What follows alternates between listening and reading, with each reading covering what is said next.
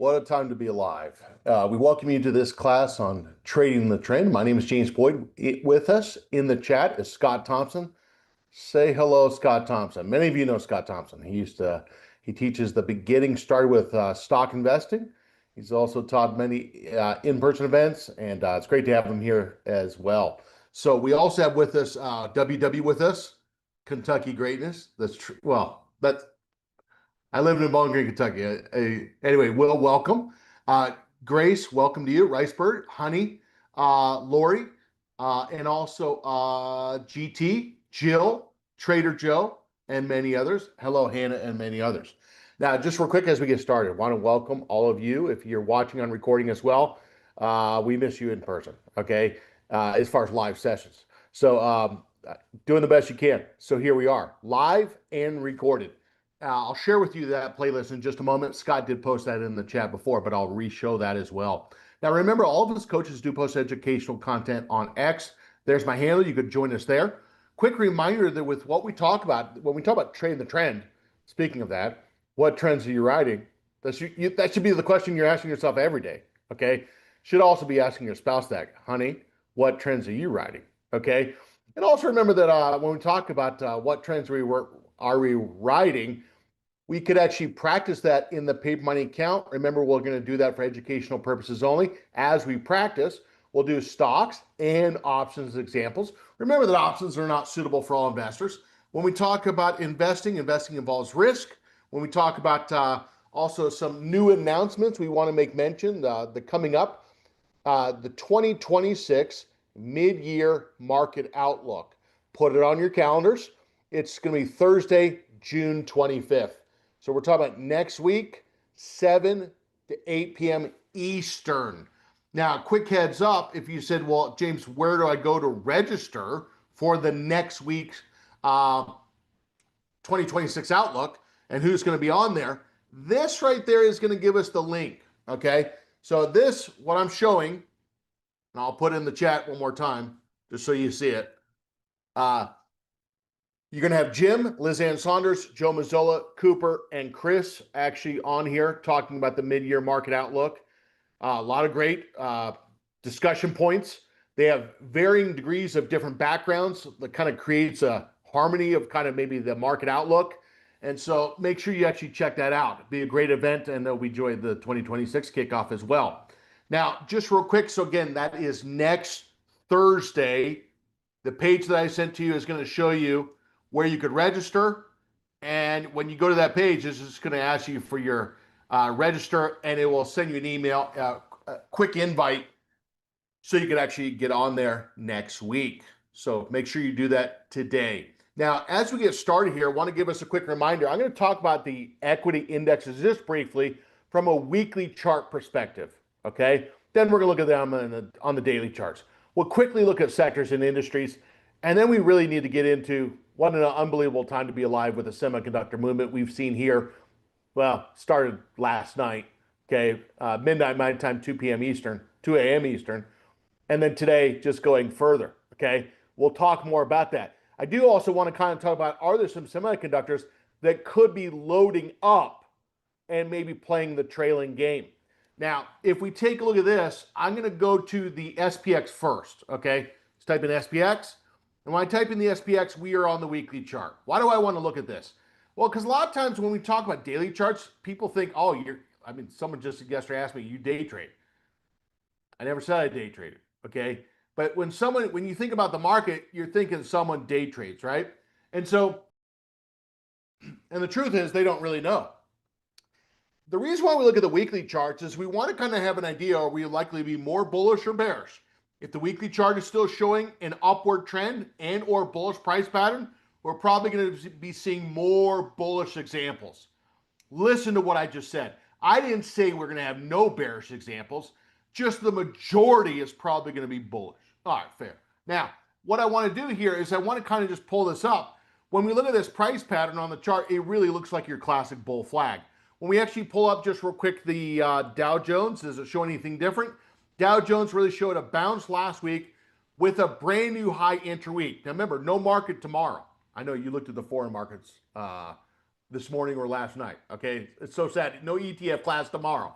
I know. It's horrible. Okay. We're going to have to go with it. Now, if you take a look at the NASDAQ, which we'll get into, that had a 1 week pullback for the most part, maybe 1.5. Last week we closed up higher. Remember the big fat red candles? The midsection of that is called resistance number 1, and we sliced through that. If we actually close above resistance area number 2, the open price, all of a sudden this bearishness that was painted on the chart, it's not holding. And those bullish investors are ramming that price back to the upside. Oh, the bears lose again. They usually do. Anyway, now, not always, not this last year. And if you look at, let's say, the Dow Jones, the Russell, even the small caps have pushed to the upside. All right, that's the weekly chart. Why do we care about that? Because what we see on the weekly is probably going to be the approximation. We're going to be doing more bullish trades or bearish trades. Okay? The charts that we're seeing, probably going to see some more bullish examples. Okay? Now, super quick, if we go back to, let's say, the daily chart, something I take note of, volatility with the Fed President Walsh came out yesterday, made an announcement, kind of made the market speculate that maybe they're going to be a little bit more hawkish, maybe have a rate hike or two, maybe in 2026, push the volatility up a little bit. Today, that volatility right back down, okay? When we type in, let's say, the interest rate, which is going to affect some of these utility staples, healthcare, non-biotech perhaps, could also affect growth. You're going to see the interest rates pushed up a little bit and then actually fell back down. The number over to the right, 44.41, move the decimal over 1, 4.44. Why does this matter? Well, it affects borrowing cost. It can also affect valuation. Okay, we're in the world of stock market here. Okay, and by the way, it also is included in option pricing models. So what the interest rate is important. Okay, the higher the rates, it could push valuations down, especially when you have spikes in rates, among other things that it could actually cause. Okay, think home builders, retail sales, things like that. The other thing I want to kind of bring up just real quick is that crude oil. Now, crude oil, and this is welcomed by many, okay? Crude oil, we'll just touch on this, did get down to about 72 today. I don't know about you, but many people would enjoy that to be in the 60-ish area, 60 range-ish, okay? But nice to kind of see that balloon pop, okay? Now, we kind of said that it would probably happen over time because else the world would be causing its own recession, okay? And overall, kind of seeing that's how the news plays out. The news doesn't last forever typically, and then it tends to revert back down. Now, this is very important because if we're talking about bearish, the energy sector kind of falling into pieces. You actually see, obviously, Exxon.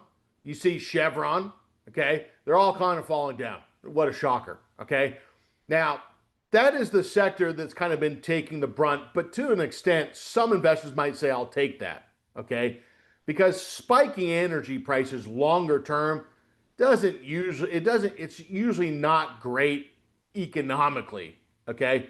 So maybe this is kind of like, we'll take it. It's a negative in the short term if you have the position, if it's not protected, you don't have a stop loss, things like that. But other things are probably benefiting.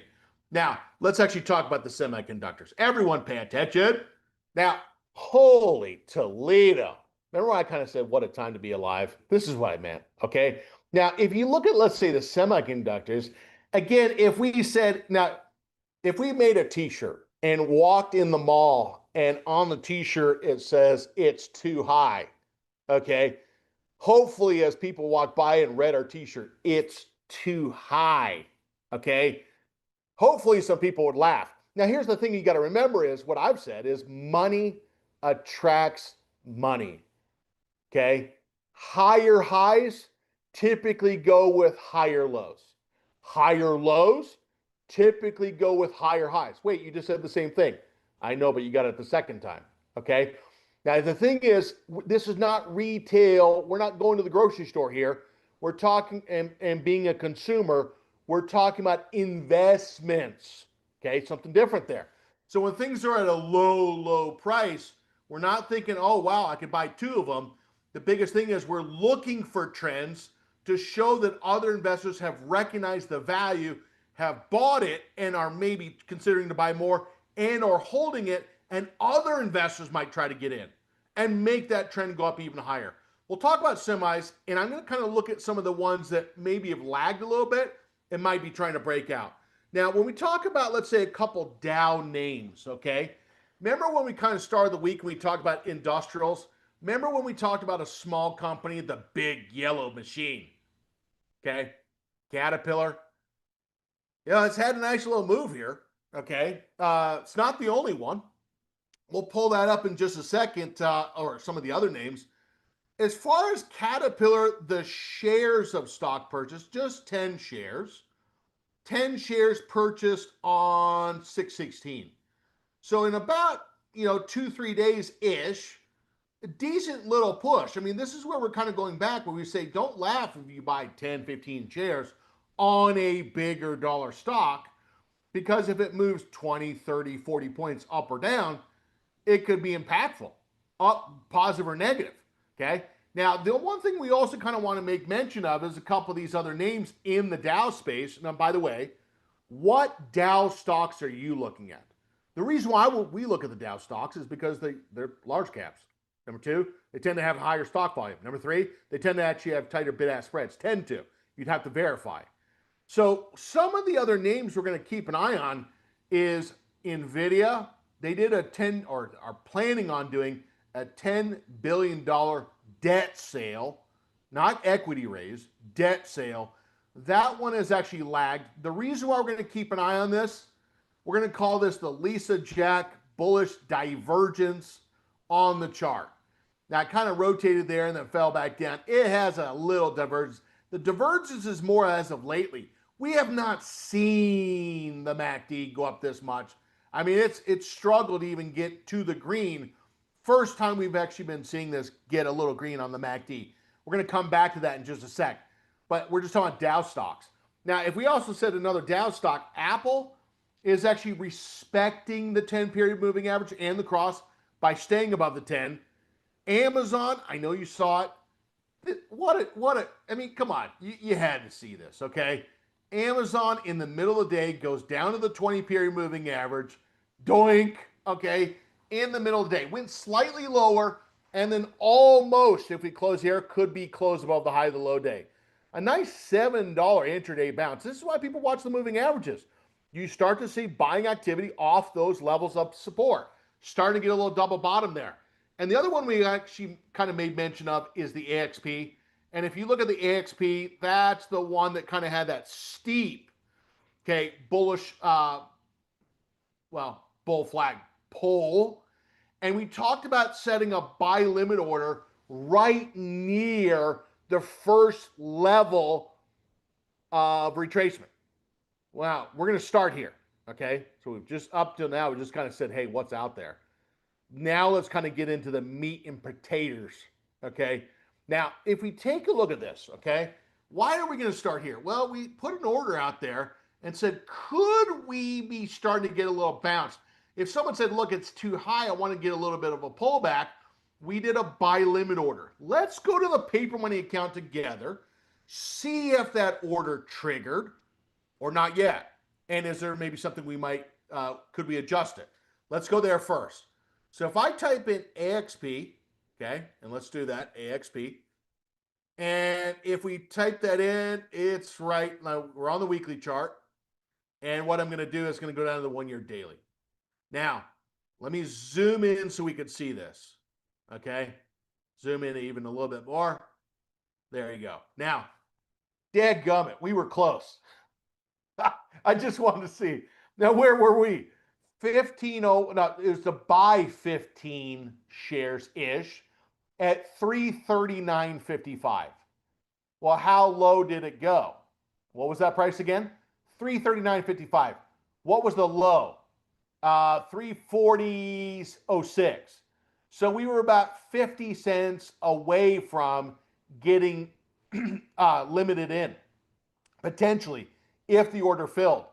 So I'm going to go ahead and just move up that price just a smidge. I'm going to move up the price to, like, say 340 and a half.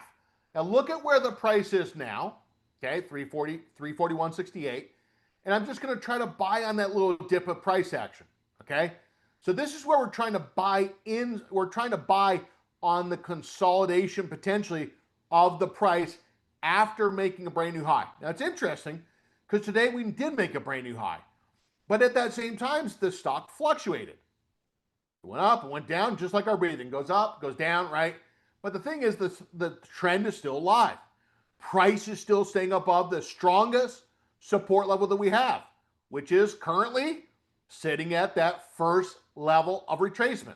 So I move that limit order up to 340.53. Now, the stop again is sitting at about right around about 325.98, and that target actually sitting right here about, what do we got?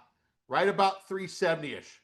So that's the first thing I want to get to, because we set that order up yesterday morning and came very close to triggering. Now, I do want to talk about one that we have made mention of that has kind of set up an interesting pattern. Now, if I were to give you this example, okay, this chart only in this time frame, what price pattern on the chart do you see? What do you notice? Now, this is kind of important because, first off, you had this. Now, what I'm going to do is I'm going to kind of take this to a style, going to go to candle, going to go to Heikin-Ashi. Now, what this is going to do is it's going to filter out some of the noise, okay? Noise meaning red and green candles. We're going to try to smooth it out. Now, if we do this, we can now get an idea of kind of the idea of where the bull flag poles are, where the flags, where the highs, where the lows. And if we kind of looked at this, all I'm going to do something is very advanced, okay? I'm going to circle where we got red and green candles. Do not ask why, okay? This is like raising kids. Why? Stop asking why. If you ask why again, you're going to take out the trash, okay? Now, if you take a look at this, I'm going to circle out just every time I see a red and green candle, okay? The red and green candle signifies what? What does it signify? Why did I do that? Now, ask why, okay? Well, it kind of tells me where the higher lows are. The red candle signifies where we were stopped going down. The green candles tell us where we started going up. That's the higher lows. Now, if we actually get these lines where if we see over time that these dots become higher lows, well, we probably have a diagonal support line, okay? Now, is diagonal support line good or bad, okay? It's a good thing if you want an upward trend. Now, if we got the prior high, now remember this, let it sink through the brain here. If we made a high, the highest likelihood is we make a higher low. How do we see the higher low? You got to get a pullback. In that pullback is the red candles. After you pull back, you get the green candles where we stop going down and we start going up. What does that look like on the chart? Red and green candles. Okay, let that sink in. Now, if we take a look at this, if we said what type of price pattern is this, it would really say, now you could say flag. I'm kind of seeing like a symmetrical triangle. Okay, so if I looked at this and I drew this out, you're going to see that it kind of looks like this and it looks like this. Do you agree or disagree? Okay, so that's what I was kind of looking at. Symmetrical triangle, which is lower highs, higher lows. Now, when you get to, let's say, the apex where the diagonal and the support line start to touch or overlap, you're expecting a breakout in a certain direction. You had an uptrend before the triangle, you're thinking it could go up. Thinking it could go up. Just don't tell anyone, okay? Don't tell anyone what you really think. Now, if it broke down, could it break down too? It could, okay? But as technicians, we probably could speculate which way it could go up. Now, if we take a look at this just real quick, what you're now going to notice is today, the moving averages started to pinch. Now, those moving averages starting to pinch, that might tell the bullish investors to do a bearish trade on it. Is that what we would think? No, we wouldn't think that, okay? Those moving averages start to cross the shorter term moving average crossing the 20. Someone's probably thinking, hey, I might consider a bullish trade. Now, what I'm going to do out of this is a pretty decent move, okay? 35 points, 12%. And if we go back and really look at this chart on the 3-year weekly chart, you're now going to see that this is what the chart looks like. Now, this might absolutely scare some people. My gosh, there ain't no way, okay? Now, you got to remember something is money attracts money. Higher highs, if you made a higher high, greatest chance to make a higher low. You also got to understand is what's kind of driving some of these, right? You look at the revenue growth of some of these companies, they're not going up 10% a year. 50, 100, 150, 200%. And that's what's causing investors to chase the potential returns and returns that they've actually had so far. The other thing we don't really know when we look at a share price of 324 is we don't know how many shares they have. Okay? So if I said to you the shares were worth 1,000, but they only have 1,000 shares, I mean, the price is just what it is. Okay? And so that's what we don't understand is that if we see a stock that is at $1,000 a share, how do we know they don't have that many shares? Check the number of shares outstanding. Okay? You have a smaller number of shares outstanding and the net income is growing, it could easily go up. Okay? Doesn't mean it's guaranteed to go up, but always check the number of shares outstanding. Now, if we take a look at this, I'm going to go back and the first trade that we're going to do, we're going to look to see if we can do this. We don't know, like, what's the liquidity. 45 million on this, the keyword is so far today. If we look at the at-the-money call, the at-the-money put, spreads are 80 cents on the put, and they're about 50 cents on the call side. Now, if the investor speculated, I wonder if the price could go up. Now, remember when we had that conversation on volume, but not just stock volume, but option volume? Volume on this relative to the open interest is kind of interesting. You got about 30% of the open interest today. That one is about over 50% of the open interest. That's about 40%, and so on and so on and so on. On the put side, you're going to see that that's about 25%. It's really more on the call side. There's been more activity. Now, we don't know, could someone be buying the calls or selling the calls? They could be selling the calls. They could be. Now, if you're a trader yourself, and you're thinking, man, I'm selling the calls. You know, you're selling the calls right into a bullish breakout. Now, ask yourself, does that make any sense? It could, okay? But you cap yourself out, okay? Now, why would someone do that? 107 implied volatility, big premiums. So they might say, look, you can have my shares, just give me the premium and the capped gain to the upside. They could, okay? Now, what I'm going to do is I'm going to right-click on that 320, and I'm going to go buy. Let's take that to the pay money account. We're going to go to the July, okay? And what I'm going to do is going to go July. And what I'm going to do is I'm going to click on the 320, buy, and I'm going to go right to where it says vertical. Now, if we did a long call vertical, what are we trying to do? Well, trying to have a right to buy the shares at the strike price. That right is not free. You got to pay for it. We're going to sell a strike above and try to lower the debit or what we pay. If we lower the debit of what we pay, then the break even becomes lower at expiration. Why did you go to the call side versus the put side? Number one, the puts were wider on the spread. Number two, if the investor wants a higher potential gain, they probably go to the long call vertical. The short put verticals are more about probability of being right. It's a little bit more forgiving if you go out of the money. If you go to the long call vertical, you're kind of having more of a bullish posture. Now, if we looked at the break even, 320, 324.30. Max profit, 570. Max loss, 430. And now you're going to see the commission there is 130. Okay? Now, here's the deal. I said this, a year and a half ago? If the index levels are getting higher and higher and higher, then that means that stock prices are probably on a majority basis going higher and higher and higher. When I say a higher stock price, what do I mean by that? Probably $200 to $300 a share. Why does that matter? It matters because if someone says, well, geez, I'd like to buy the shares, but I can't because it's too high price or just not comfortable with that. Long verticals, short put verticals, really becomes something the investor could consider as a strategy. Let me ask you a question.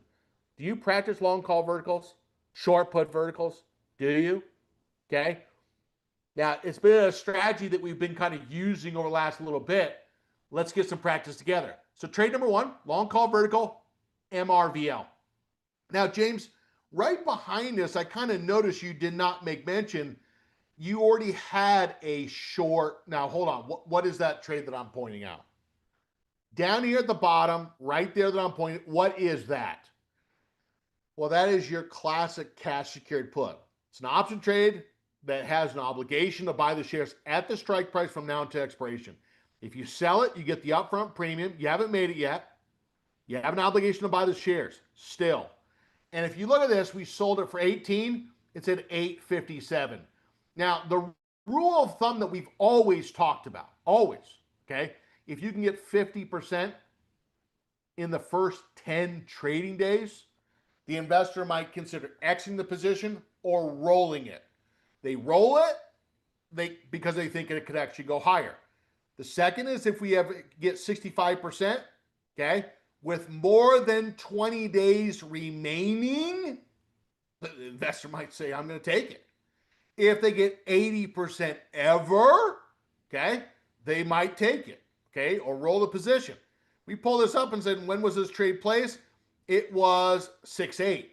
So 6-8, if you go back and really think about this and say 6-8, what is that? Well, that's going to be the Monday class that we did. That was how do I know it? My anniversary was on the 7th, so I know that was Sunday. The 8th, okay? So that was on the Monday class on trading with technical indicators. And so that was 10 calendar days ago. So repeat what I just said. If we can get 50% in the first 10 trading days, well, this is 10 calendar days. We for sure met that criteria. So we're going to ask ourselves the question, do we maybe want, now what I'm going to do is you exit the position based upon a rule set if the investor thinks, hey, I don't think the trend could go up any higher. But that's not based upon our discussion. We just talked about, could the investor, we just talked about the investor might be thinking that trend might go up. So we sold her for 18. Now everyone say this in a Southern accent. Sell high, buy low. Sell high, buy low. So here we sold it for 18. Sell high at 18, buy low at 855, 852. We're trying to buy it back for less and make the difference. We missed the chance to buy the shares. Feel horrible about it. And as we try to get over it, maybe that 950 might help get over that. And now what we're going to do is say confirm and send, note the commission on top, send the order. Now, the investor might say, you know, James, I might want to go maybe out to the August, kind of have a little bit farther out. They don't have to be the same expiration. And let's say the investor said, look, I want to sell something, and I'm going to kind of look at these and say which ones might be a little narrower. And these ones right here, I would like to go to the August, but those spreads are a little wide. I'm going to go back down to the ones we were looking at. Maybe go, let's say, the same expiration, okay? And really maybe look at doing the 280. The 280 has a 25 delta. Okay, that's the rate of the change on the option price if the stock goes up or down $1, approximately. It's also the statistical chance of the stock being 1 penny below that strike at expiration as of right now. So to replace that position, we had the 250, or trying to get out of that, going the same month, and then just selling the put at 280, trying to. We're going to move that to 1630, confirm and send, note the commission there, and send the order. All right, now, so number one is that position. And now remember, okay, so the 250, that exits. Okay, and then we're trying to get filled on that one right there. It has not filled yet. The 280 for July. And the long call vertical, that did fill. Okay, so let's take some inventory of what we did so far, okay? Well, number one, we circled back to the AXP, okay? We said, hey, could we try to buy in a little bit of a dip? We moved that price. Second, then we went to MRVL. The MRVL, we actually said, hey, could we profit take on the cash secured put? We did that. Okay. We went from the 250 to the 280. We haven't got filled on the 280 yet. And the third part about that is we actually did go the long call vertical. That did fill. Okay. Now, I want to go talk about just real quick is, are there some that might be, let's say, haven't broke out yet or maybe setting up to? Now, I want to ask you a question. If we were to ask you, let's go back to the market watch. Let's go back to visualize. And gosh dang it, that Amy's on getting a little push. Market watch, visualize. By the way, Caterpillar's not doing that bad either.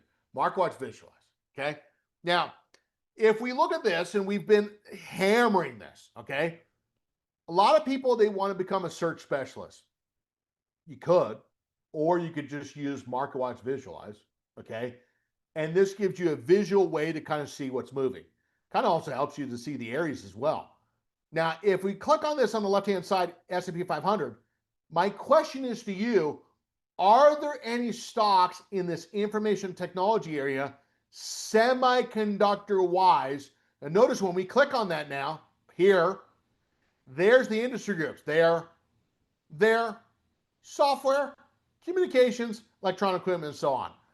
If I were to say, are there any semiconductor stocks that might be showing a potential breakout? And me and you were friends, and you said, James, don't tell anyone else. Let me tell you a couple of these that I'm really taking a peek at, and I would never tell anyone else but me and you. What would those stocks be? Okay, now, let's kind of bring up a couple. Now, notice that we obviously have Micron. Now, Micron, we thought, hey, it's too high. It's too high. Well, Micron just ripped to a brand new high again. Again, we've said it again. You just made a high. The highest likelihood is a higher low. That is what an uptrend is. The fact that it's at a high, it's in your mind. You're thinking about like being a retail buyer at a grocery store. We're not at the grocery store. This is investing. Now, if you take a look at also the one that some investors might be looking at, let's look at two. Now, number one is ADI. Why are we looking at this? Well, I'll tell you why we're looking at this. Can anyone actually tell me why we're looking at this? What technically is standing out here? Speak now, forever hold your peace.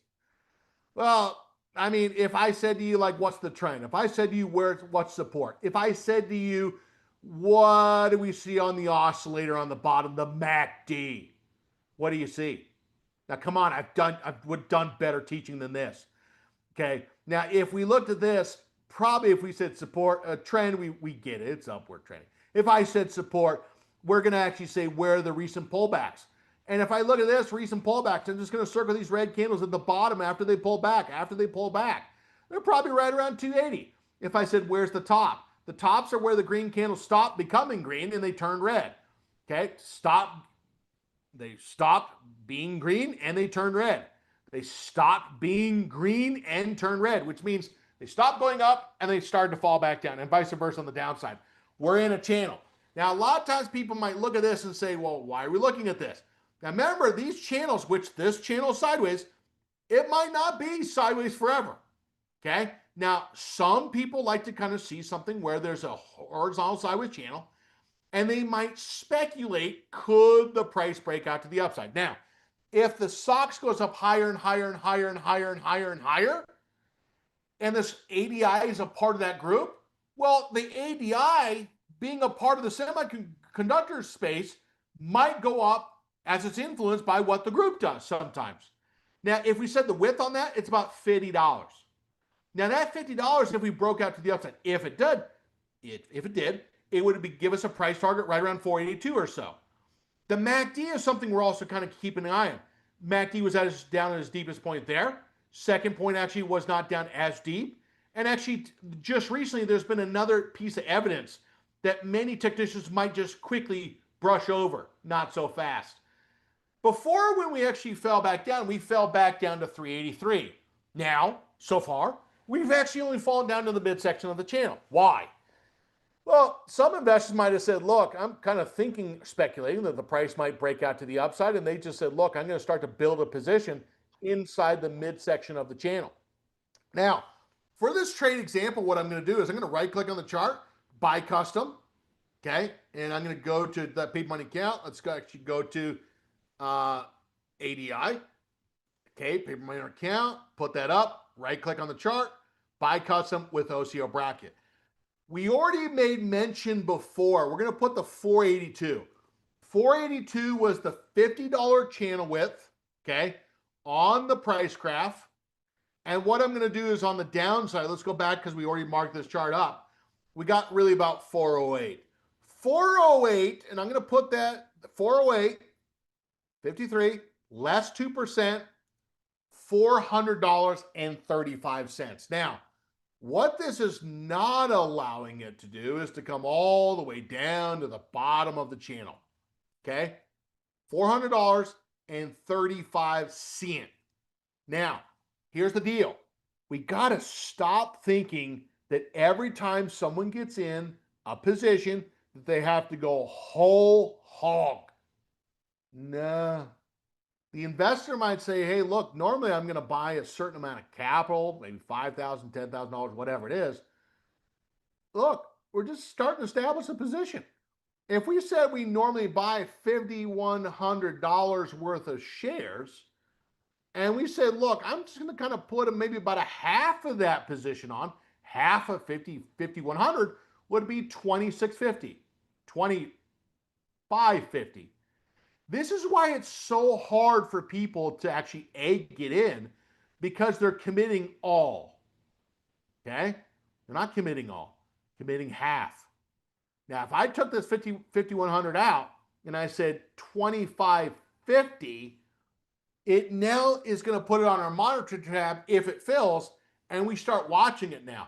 Now, if we all of a sudden start to break out like we saw in some of these others, clearly the investor would say, I have the position. You might say historically, I wish I would have bought a full position. Look, you could regret a lot of things. But the moral of the story is you're saying, look, I want to see more confirmation to add more capital. Okay? So you got to stop thinking that just kind of all or nothing mentality. It's okay, just like a portfolio manager, to build a position. Now, number one is, that's welcome to dollar cost averaging. Now, what I'm going to do is going to go confirm and send. There it is right there. So trade number what? 3 or 4. You're going to see ADI. Is it an option or a stock trade? I don't see anything about expiration, strikes, nothing. Calls or puts. And so this is a straight stock trade. Okay. Now, what I'm going to do, tell me what I should do. You tell me what I should do. If we're doing this and we say, okay, fine, great. Yeah. Okay. Now remember how the stop works. Okay. If the price goes down to $400.35 or lower, trigger it to sell. We don't know what it's going to sell for. Got to see where it fills. One of the things that you might tell me and say, James, pay attention. You might say to me, James, it might be a really good idea if you right click on the chart and you create that alert. Why? Create that alert so that way if it does doink to the upside, might write a little note to self. Breakout potential, add other half position, ? So now if we get that price to go to 438.45 and that note flashes up, it reminds us of what? Oh, I only did a half position. Might look to manually add the other half. Now, the other one that I think some investors might be really watching is AMD. Now, when you look at AMD, and I'm going to do this one faster, you're going to kind of notice that it has a similar look slightly to the Marvell example. Now, I'm going to do this one fast. If you look at AMD, you're going to kind of notice that we had that symmetrical triangle. We broke out to the upside. A lot of people, now if you had $1 for every time someone said, man, if we break out and we show a bounce setup, if you had $1 for every time someone said that, yeah, you know where that goes. When we say bounce setup, that's different for different people. Some people might say, well, I want to break out. We did there on the 615. Second, we had the red candles. Which of the red candles is lowest? 1, 2. It's the June 16th day. Some might trigger a buy stop order. to get at or above that price, maybe on a position. If the investor says, look, I understand that, but I actually want to get in close to support. What I'm going to show on this trade is we're going to try to sell the put, okay, on the AMD. I'm going to look at the Julys and the August. We're going to go look at the spreads real quick on AMD. These are about 80 cents wide, 75 cents wide, 70 cents wide, 80 cents wide. I'm going to show the example of selling, example given, the 500s. Those 500s, if I look at that, we're going to try to be very careful and try to get in the middle. And that in the middle is going to be about 25.40. Now remember, when you sell the put, that's a stock buying strategy at the strike price, potentially, if you are assigned to buy the shares. So when you sell the put, you have full understanding. If I sell the put and I take that premium, haven't made it yet, that's the obligation to buy the shares potentially at the strike from now until expiration. Okay. Trade number 4, going to confirm and send the order. Now what you see on that one, okay, so we did the ADI, bought half position. The AMD, we're trying to get in on the breakout and the bounce setup. Now, some investors, they might do these type of strategies where they're a little bit more forgiving, meaning less delta, okay? Yeah, that was a little faster. Now, the other ones I want to kind of just make mention of just real quick is NXPI. Now, NXPI is also, can you see it? Without me even saying it. Let me give you a quick reminder. Remember on 2 days ago? Remember we talked about the diagonal line of resistance? Remember we talked about that? Remember we kind of said, hey, let's go back to where we were, like say right here. See it? I mean, once you see it, you can't unsee it, right? We had this diagonal line, right? And now you might say, James, you just flipped the chart. That's true, because we just talked about this 2 days ago. Now, if I went back to the chart, based on what I just now showing you, bringing up this chart, you should see it, okay? Now, if I look at this, it kind of has some diagonal lines. You could say there. You could also maybe say, like, say right there. But underneath, you're seeing that same thing, higher lows. What's your 2 favorite words? Higher lows. Just confirming that uptrend. Now, if a friend says to you, too high, you double check the moving average envelopes. And if you're sitting at that maybe 3% line, 5.7, okay, you can verify that. But a lot of times when someone says too high, most likely they're just not trading their signal that they actually have. That's really what it comes down to. Now, the last trade I'm going to do here in the last minute is we're going to come in here and try to, now I'm going to, just for time's sake, I'm going to do a stock trade on this, right click, buy custom, and I'm just going to, for time's sake, do with stop, okay? Now, I want you to go out as far as a homework assignment, and I want you to look for channels that could be starting to show signs of potentially a continuation pattern, breaking out. I want you to look for some of these triangles that might have the diagonal line to them, and I want you to start practicing stock and or option positions on them and start seeing if you can't catch some of these breakouts with alerts, buy stop orders, etc. There's many examples on here that we could actually talk about. Now, when we talked about today verticals, we have a class coming up on verticals right at the top of the hour, so don't forget that. I'm going to put this right at 294.99. Okay, that stop right there. Also want to give us a quick reminder that as far as the takeaway, as far as something you can look forward to and put on your calendars, next week again, let's go back to this, the 2026 mid-year outlook. Next week, 7 to 8 p.m. Eastern, and that is going to be right there. Now, also in the chat, there's a survey, and if you click on that survey link, it's going to show you 2 questions. If you said, James, I really enjoyed coming to this class, I learned a lot. I'm glad that we practice these examples together and I can learn as we go. Well, there you go. Okay. And I appreciate you filling that out in advance. Okay. I do read that each morning. Thank you so much for those. and I try to actually include those in my teaching on a weekly basis. I'm out of my time here today. Stay tuned for verticals coming up next. Do not forget to subscribe, and remember that all investing involves risk. And this has been the class on Trading the Trend. Thanks to Scott Thompson, and thanks to all of you. Stay tuned for short verticals coming up next. Take care. Bye-bye.